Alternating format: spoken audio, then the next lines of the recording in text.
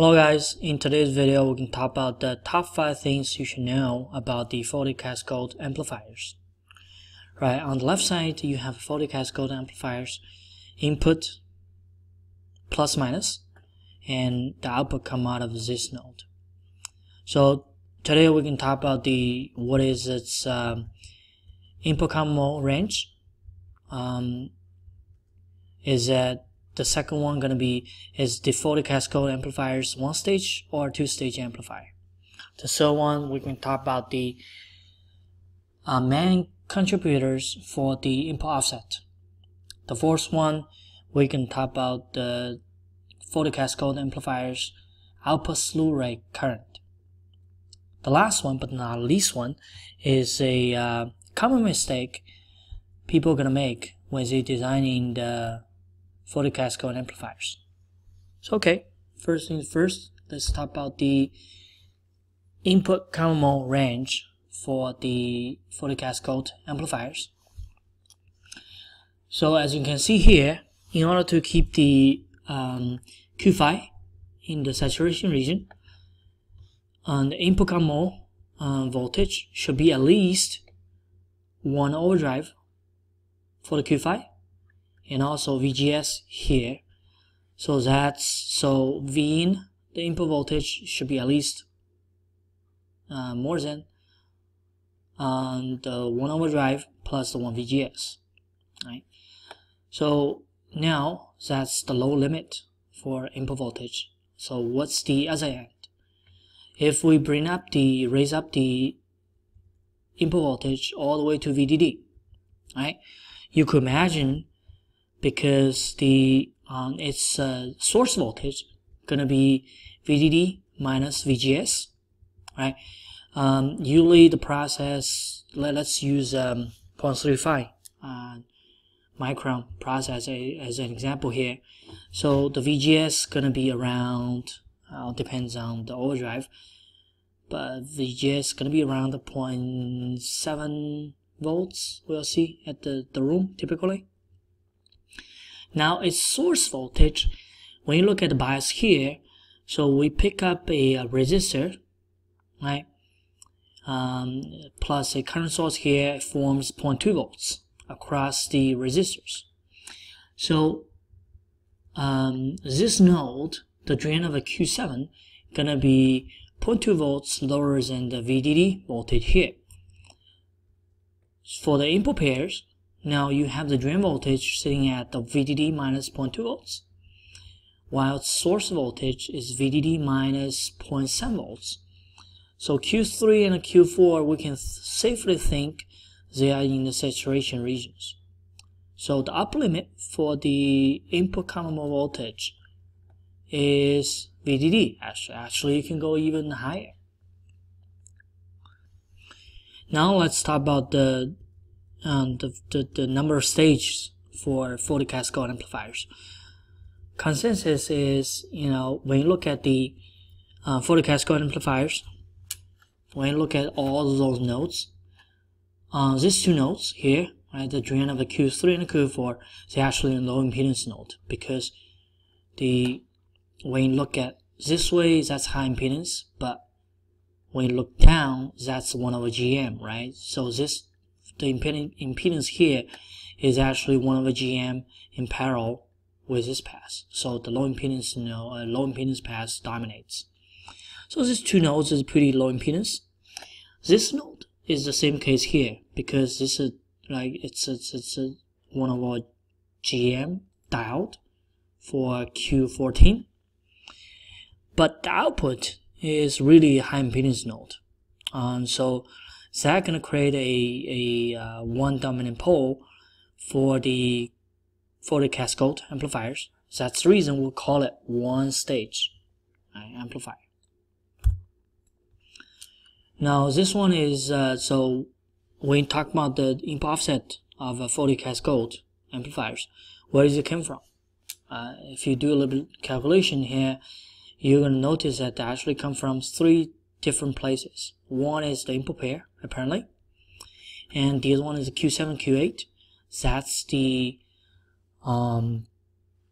top bias current right?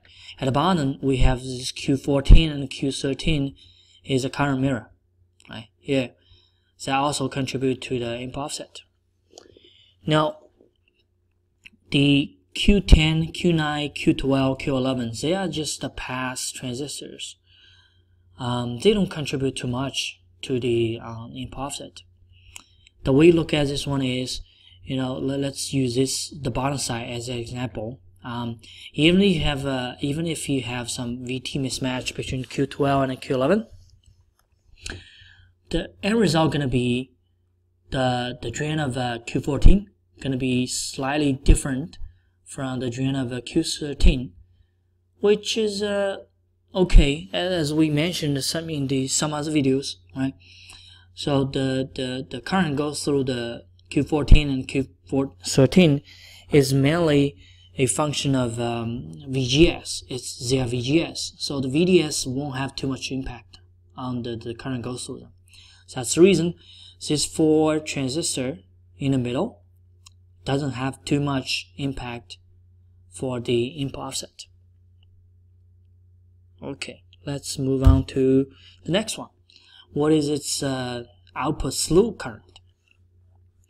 So here we use the okay, so let's apply positive voltage jump at the in plus node, right? So the tail current is 2x. So now, because this is a large voltage jump, all the current for the tail current try to go through the left side here. Now assumes that you have 2x bias current on top, right? 2x current comes down, reach this node, and then because this tail current, right, it leaks, the 2x current leaks out, so which leaves no current coming down here. When you have no current coming down here, this is a current mirror, right? So this 0 current goes through the Q13.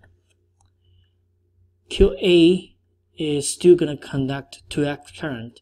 So now you have a 2x current come down, no current leaks out to this pair here. So 0 current goes down to the ground. So that's the reason 2x current goes out. So we say with the sizing of this folded cascode amplifier, if you apply a positive voltage step on the in plus, 2x current goes out. As you can see that actually the top bias current we use here is 2x current. That's equal to the tail current here, right? Seems okay, at least till now, but in reality, is that going to be a problem with that kind of sizing? Let's see.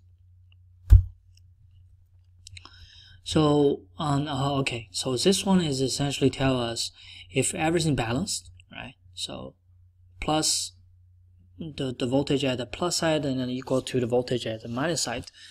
1x current goes to the left side and 1x current goes to the right side.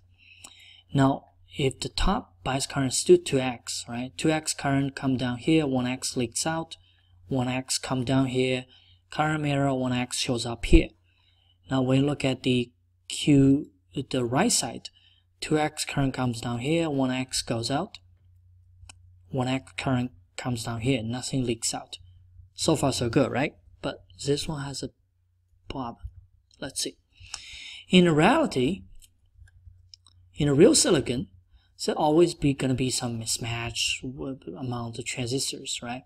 So even though we try to size this Q7 and Q8, let's say, so they can conduct a 2x current, when the chip come back, some of the chips can see, gonna conduct a little more, let's say 2.1x of current. Some of the chips come back, it can only conduct 1.9x. That gonna cause, for the chips come back with 1.9x strength, that gonna have some problems. So let's see. If you apply a positive voltage at the in plus side, right? Because the tail current here is 2x current try to leaks through this path. But on the top, we only have 1.9x supplied it, right? By this Q7 transistor here. 1.9x current come down here, and this path try to leak 2x current. What does that mean?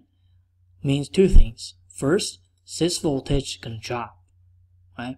Because two current source, one is weaker than the other one, so the drain of the Q7 gonna keep dropping until it reach the same voltage of as the source of the Q3 gonna stop, right? So that's one thing. The other thing is there's no current comes down here. When you have no current comes down here, the VGS of a Q13 and Q14 gonna be 0 volts, which is pretty bad for the operation because, right, remember that in the last slides, when everything balanced, the VGS of the Q13 and 14 is around, let's say, 1 VTH plus a little bit overdrive. Now, we apply a big voltage jump on the in plus. Now the VGS voltage is totally ground, which is so far away from its usual bias point, balance point. When you use this one as a amplifier or op-amp, that creates time delays, all sorts of problems you want to avoid. So now I think you can see that if we size this Q7 and Q8 in a simulator as a 2x strength, that in the silicon could be some problems, right? So what's the remedy for this problem? What's the solution to it? Easy. Instead of sizing Q7 and Q8 2x, we just oversize this one a little more. We use, let's say, use example 3x here, right? So let's go through the same condition. If we have a positive jump on the plus side, so the left branch, the left side try to leak 2x current, right, through this path. Now we have the Q7 can source 3x current. So 3x come down, 2x leaks out, which leave 1x current go down to Q14. Right, so Q14 still have some current. And current mirror here, Q13 got a 1x current here. So because Q14 and Q13 has some current, here's the diode. So the VGS is still kind of close to the balance point. Won't be sitting at the ground for sure. Alright guys, so there you have it. Top 5 things you should know about the folded cascode amplifiers. If you have any comments or questions, please leave your comments below, and also please give us a like for the videos. That means a lot to us. Thank you so much. Bye bye now.